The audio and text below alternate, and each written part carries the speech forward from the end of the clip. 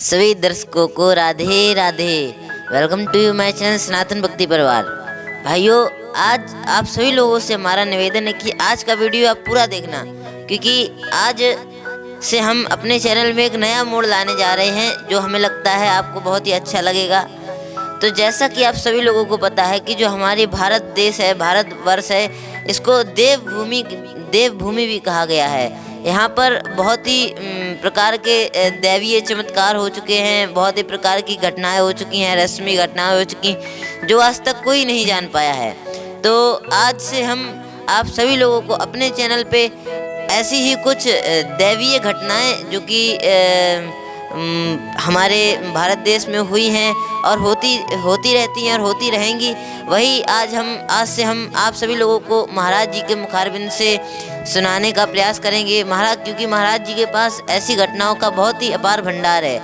तो आज हम महाराज जी से सर्वप्रथम ये पूछना चाहते हैं, और आप सभी लोगों ने भी गौर किया होगा जो भी वृंदावन गए हुए हैं, जब आप बिहारी जी मंदिर में जाते हैं तो आप सभी लोग देखते हैं कि बिहारी जी मंदिर में जहाँ पे बिहारी जी की प्रतिमा रखी हुई है, जहाँ पर बिहारी जी साक्षात बैठे हुए हैं, वहाँ पे पर्दा बार बार खिसकाया जाता है, बार बार खोला जाता है।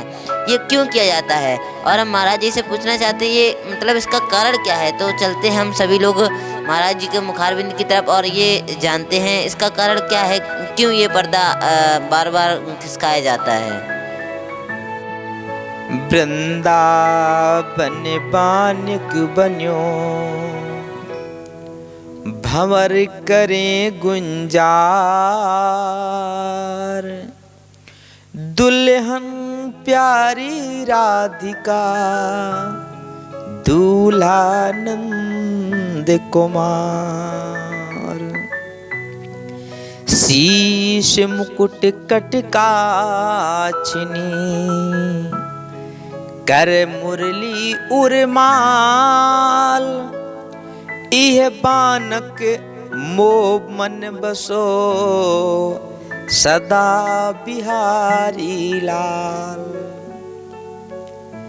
आज आपने तो श्री बांके बिहारी जी की चर्चा को छेड़ करके हमारे हृदय को बहुत ही प्रफुल्लित कर दिया है, क्योंकि ये बिहारी जी ही तो मेरी आत्मा है, मेरा तन मन धन सब कुछ है। जब बिहारी जी की चर्चा होने लगती है तो मेरे शरीर का रोम रोम प्रफुल्लित हो जाता है, रोमांचित हो जाता है। आपने पूछा कि सत्य घटनाओं में यद्यपि ज्ञानवर्धक कहानियां चल रही थी, आपने सत्य घटनाओं पर चर्चा की है, तो ये इस संसार में जो भी घटनाएं घटित हो रही वो सब सत्य घटनाएं ही हो रही हैं। और इस सत्य घटना के प्रथम भाग में आपने बिहारी जी की चर्चा की है, तो आप ध्यान से श्रवण करें। एक बार पहले आप बिहारी जी के दर्शन करें और बोलिए बोलिए बांके बिहारी लाल की जय। देखिए, हमारे बांके बिहारी जी लाल, ये कोई जो संसार के लोग इनको पत्थर की मूर्ति समझते हैं वो बहुत बड़ा अपराध करते हैं। नहीं, ये हमारे प्रातः स्मरणीय परम वंदनीय श्री हरिदास जी महाराज के तपस्या से, उनकी सेवा भाव से निधिवन में प्रकट होकर के साक्षात हमारी किशोरी जी ने, श्री जी ने एवं हमारे श्री लाल जी ने उनको दर्शन दिए। अब इस कथा को मैं श्री बिहारी जी के प्राकट्य उत्सव की कथा को मैं अलग से ही बता पाएंगे, क्योंकि बहुत लंबी चर्चा, और जब चर्चा करते हैं तो आनंद आ जाता। बहुत अद्भुत कथा है। अभी मैं उस पर तो चर्चा नहीं करना चाहूँगा, बस ये कहना चाहूँगा, जब उनको सामने प्रकट हुए तो बिहारी जी ने अंत में, जो चर्चा बहुत लंबी हुई, तो उसमें अंत में कहा कि प्रभु, मैं जब सामने आप साक्षात प्रकट हैं तो हम मूर्ति की पूजा क्यों करें, आप ही मंदिर में विराजमान हो। उन्होंने कहा ठीक है। तो हमारे श्री बांके बिहारी जी एवं हमारी श्री जी दोनों एक ही साथ एक स्वरूप में समाहित हो गए और देखते ही देखते वो भगवान का साक्षात स्वरूप एक विग्रह के रूप में परिवर्तित हो गया। उनको कहा गया श्री बांके बिहारी लाल जी। आज भी हमारे वृंदावन में आप कभी भी आप आएंगे तो आप देखेंगे, जब भी जाएंगे आप तो आप देखेंगे श्री बांके बिहारी जी का अर्ध स्वरूप श्री राधा रानी का है और आधा स्वरूप हमारे श्री बांके बिहारी जी का है। और रही बात पर्दा खिसकाने की, तो हमारे बांके बिहारी जी लाल इतने भोले हैं कि अपने भक्तों पर करुणा अकार करुणा वर डाले हैं। क्यों ये पर्दा खिसकाया जाता है कि आप चर्चा सुनना चाहते तो ध्यान से सुनें, और मैं निवेदन करना चाहूँगा इस वीडियो को स्किप ना करें, पूरा सुने, आनंद आएगा। संवत मतलब सन 1960-65 की घटना लगभग में है, हो सकता है इसके पहले की भी हो, ऐसा संत लोग कहते हैं, मैं कंफर्म नहीं कह पा रहा हूँ। तो उस घटना की बात है कि महाराष्ट्र के एक बुजुर्ग दंपत्ति रहा करते थे, तो जो उनके पति थे वो सरकारी जॉब करते थे, शायद शिक्षक पद पे थे, और उनकी जो पत्नी थी वो हमारे बांके बिहारी जी की बहुत बड़ी उपासक थी। नित्य प्रति लड्डू गोपाल जी की सेवा करती थी, भगवान को भोग स्नान और मतलब शयन से लेकर के जो भी दिनचर्याएं होती थी बहुत अच्छी सेवा किया करती थी। जब उनके पति जी थे तो उनसे एक बार जब वो रिटायर हो गए तो उनसे कहा कि एक काम करें, आप वृंदावन मुझे बिहारी जी के दर्शन करा के लाइए। तो यद्यपि उनकी जो पति थे वो भगवान पर विशेष आस्था नहीं रखते, लेकिन पत्नी की विशेष इच्छा पर उन्होंने कहा ठीक है। तो जब वहाँ पर वो जाते हैं तो आज के जैसे साधन नहीं हुआ करते थे, पहले बैलगाड़ी है, घोड़ा गाड़ी है, ये यद्यपि ट्रेन जब प्रारंभ हो चुकी थी, ऐसा हमारे संत लोग जो बुजुर्ग संत हैं वो कहते हैं। ट्रेन मथुरा स्टेशन बन चुका था, तो वो वहाँ से अपने महाराष्ट्र से और वहाँ तक आए और इस मथुरा स्टेशन से वहाँ से वृंदावन पहुँचे।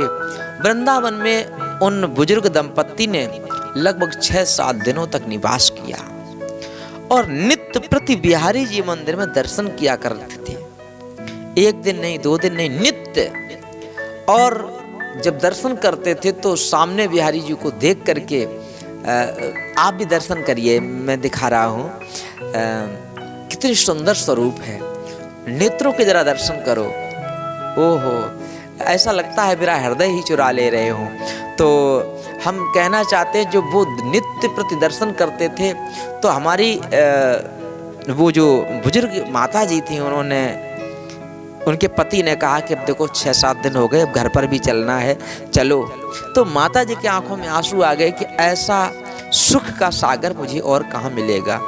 हे प्रभु, अब हमें जाना तो पड़ेगा ही अपने घर, हम आपके यहाँ प्रतिदिन तो नहीं रह सकते हैं, एक काम करो। उनकी आंखों में आंसू भराए और कहने लगे, हे प्रभु, आप ही ऐसी कृपा करो कि आप हमारे घर चलो।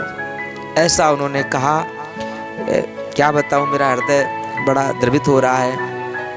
भगवान ने उनकी करुणा भरी पुकार सुनी और करुणा भरी पुकार सुनकर के भगवान ने कहा, मन ही मन सोच लिया कि इनके साथ मुझे जाना है। इधर 7वां दिन 8वां दिन होता है, वो यहाँ से जाते हैं तो वृंदावन से लेकर के और मथुरा तक के बीच में पैदल जाना होता था। तो वहाँ पर बैलगाड़ी है और घोड़ा गाड़ी पर लोग बैठ के जाते थे। तो देखते क्या है कि एक काला काला सा बालक आता है और कहता है, अरे मैया, क्या वृंदावन से मथुरा को जानो है तुमको? उन्होंने कहा कि हाँ जाना तो है, कि क्या तुम घोड़े से मुझे ले चलोगे? बोले हाँ हाँ, मेरा यही काम है। ऐसा उन्होंने कहा और दोनों बुजुर्ग दंपत्ति को बैठाला और बैठाल करके वो घोड़ा से मथुरा के लिए रवाना होते हैं।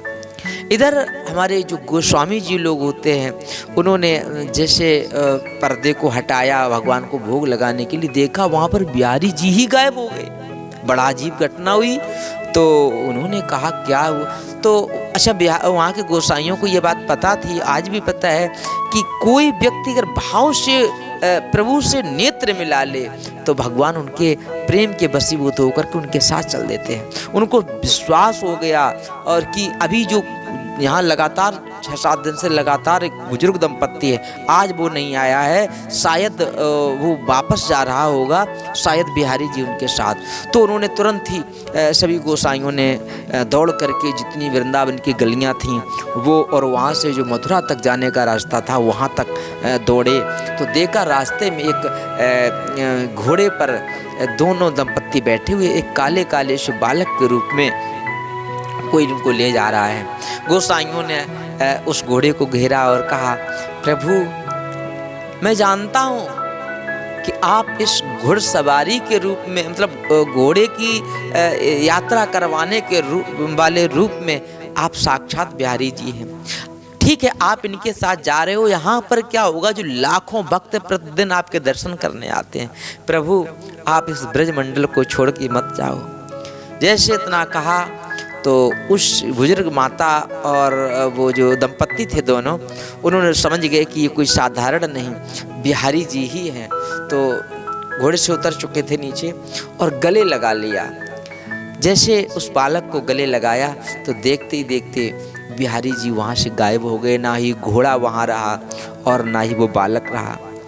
वो दंपत्ति फूट फूट करके रोने लगे, वाहरे मेरे बांके बिहारी लाल, ऐसी भी कृपा करते हैं आप, ऐसा उन्होंने कहा। और गोसाइयों ने उनको प्रणाम किया कि हम आपकी भक्ति से बड़ा प्रसन्न हैं जो आपने भगवान को प्रकट किया। वापस आते हैं तो देखते हैं क्या पर्दे के अंदर भगवान बांके बिहारी जी पुनः विराजमान है। भोग लगाया। ऐसा एक बार होता तो कोई बात नहीं। एक बार ब्रज के पास में एक करौली पड़ती है, तो वहाँ की एक महारानी थी। उन महारानी भी दर्शन करने आई, तो उनके साथ भी ऐसा ही हुआ कि वो 4-5 दिन उन्होंने दर्शन किए तो नित्य प्रति दर्शन किए। तो उनके अंतःकरण में, नेत्रों के सामने तो बांके बिहारी जी बसे ही थे, अंतःकरण में बिहारी जी बस गए। और यहाँ से जब वो अपने करौली जाती है वो रानी, तो वो एक ही प्रार्थना करती है, बिहारी जी मैं आपके पास प्रतिदिन तो नहीं आ सकती, आप ही हमारे घर चलो। तो जब घर पहुँचती है, नित्य अपने शाम को भगवान की पूजा इत्यादि करने के बाद सुबह जब उसने अपनी पूजा का जो मंदिर था, घर में होना चाहिए, आप भी अपने घर में पूजा का मंदिर बनाओ यदि अपना कल्याण चाहते हो तो जैसे पूजा का मंदिर का पर्दा खोला तो देखा क्या जो वृंदावन में बांके बिहारी जी थे वो उनके करौली में उनके जो महल था, रनिवास था, उस पूजा गृह में भगवान विराजमान। ऐसी भगवान की भक्ति करने वाले भक्तों के साथ भगवान चल देते थे। फिर यहाँ गोसाइयों ने देखा तो वहाँ से गायब। पुनः गोसाइयों ने वहाँ निवेदन किया। एक बार ऐसी घटना और भी हुई। एक राजस्थान की कोई नव युवती भगवान से अटूट प्रेम करने वाली थी, एक बार उनके साथ चले गए। तो गोसाई लोगों ने एक निर्णय लिया कि यदि ऐसा ही चमत्कार होता रहा तो हमारे बिहारी जी यहाँ जो लाखों भक्त करोड़ों भक्त आते हैं उनको हम दर्शन कैसे करा पाएंगे। तब उन्होंने एक पर्दा लगा दिया।